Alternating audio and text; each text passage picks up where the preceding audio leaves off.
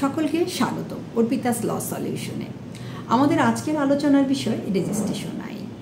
আমরা যারা আইনের ছাত্রছাত্রী আমাদের রেজিস্ট্রেশন আইন পাঠ্য হিসাবে পেয়ে থাকি এবং এখানে প্রথমেই জানা উচিত রেজিস্ট্রেশন আইনের কেন প্রয়োজন। আসলে রেজিস্ট্রেশন আইন জানা ভীষণ প্রয়োজন আমাদের স্থাবর সম্পত্তির হস্তান্তর এবং সেই সম্পত্তিটিকে রক্ষণাবেক্ষণের জন্যে।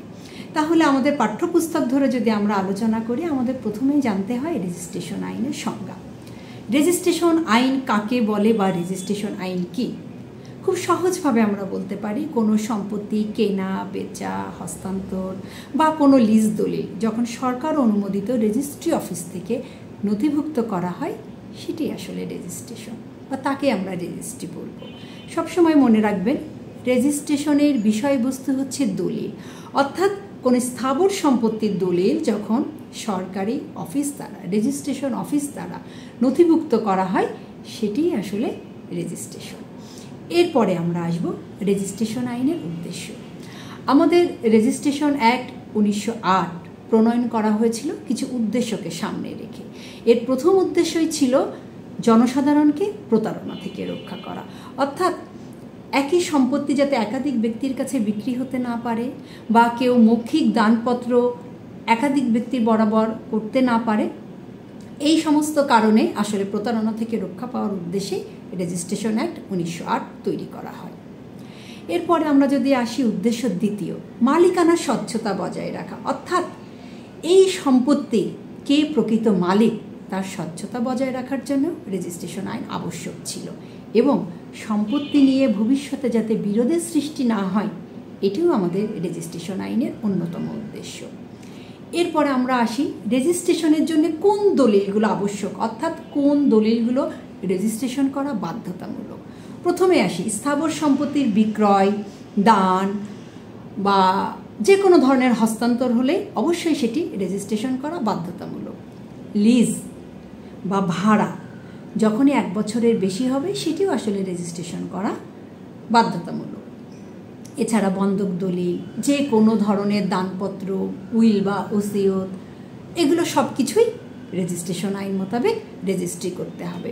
আমাদের 1908 সালের আইনে বলা হয়েছে 100 টাকা মূল্যের ঊর্ধ্বে যে কোনো সম্পত্তির স্থাবর সম্পত্তির হস্তান্তর প্রক্রিয়া, সেটা বিক্রি দান যাই কিছু হোক না কেন, দান হেবা বা অন্য কোনো পদ্ধতি, অবশ্যই সেটিকে রেজিস্ট্রেশন করতে হবে। এরপরে আমরা আসব রেজিস্ট্রেশনের প্রক্রিয়া, অর্থাৎ কিভাবে রেজিস্ট্রেশনটা করতে হয়। প্রথমে একটি দলিল লিখতে হয়, এরপরে সেই দলিল উপস্থাপন করতে হয়, এরপর রেজিস্টার্ড কর্তৃক সেটি যাচাই বাছাই হবে, একটি স্ট্যাম্প ফি প্রদান করতে হবে এবং সেটা দলিলে তাকে আমাদের রেজিস্ট্রেশনের জন্যে দেওয়া হবে আমাদের সরকারি অফিসারের নিকট। তখন সেটাকে তিনি যাচাই বাছাই শেষ করে নথিভুক্ত করবেন। এখন যদি রেজিস্ট্রেশন না করা হয়, ধরেন আপনি একটি শুধুমাত্র কাগজে লিখলেন একটি জমির মালিকানা, সেটিকে আপনি একটি কাগজে লেখা বা স্ট্যাম্পে লেখার মাধ্যমে হস্তান্তর করলেন কিন্তু কোনো প্রকার কোনো রেজিস্ট্রেশন করলেন না, এর ফলাফল কি হতে পারে? এর ফলাফল এটি কখনোই আদালতে গ্রহণযোগ্য হবে না এবং যেই ব্যক্তি আপনার বরাবর সম্পত্তি হস্তান্তর করছেন উনি আরও অনেকের বরাবর এই একইভাবে লিখিত দলিল দিতে পারেন যদি সেটা রেজিস্ট্রেশন না হয়। যেই দলিলটি রেজিস্ট্রি হবে সেটি একমাত্র কার্যকর হবে এবং আদালতে সাক্ষী হিসাবে গণ্য হবে। তাই আমরা কি শিখলাম? যে কোনো স্থাবর সম্পত্তি অবশ্যই সেটিকে হস্তান্তর করতে হবে রেজিস্ট্রি দলিলের মাধ্যমে। আর এরপরে আমরা কি আরেকটাভাবে উদাহরণ দিতে পারি যে আমার বাবা আমাকে একটি সম্পত্তি দান বা হেবা করে দিতে চান, তিনি সেটি মৌখিকভাবে বলছেন, এখানে কি এই দান বা হেবা কার্যকর হবে? না, কখনোই হবে না। অথবা তিনি একটি 300 টাকার স্ট্যাম্পে লিখিতভাবে দিলেন আমার এই সন্তানকে আমি একটা নির্দিষ্ট সম্পত্তি দান করে যাচ্ছি, সেটা কি আইনের দৃষ্টিতে কার্যকর হবে? এক কথা এর জবাব না।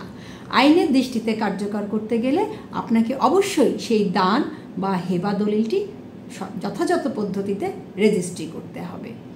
এই তাই আমরা সংক্ষেপে কি বলতে পারি যে রেজিস্ট্রেশন আইন হচ্ছে এমন একটি আইন যে আইন আপনার স্থাবর সম্পত্তির মালিকানা সুনিশ্চিত রাখে, সুরক্ষিত রাখে এবং সমাজে সম্পত্তি নিয়ে যে বিরোধের সৃষ্টি হয়, যে দ্বন্দ্বের সৃষ্টি হয় সেটাকে আসলে নিয়ন্ত্রণ করে।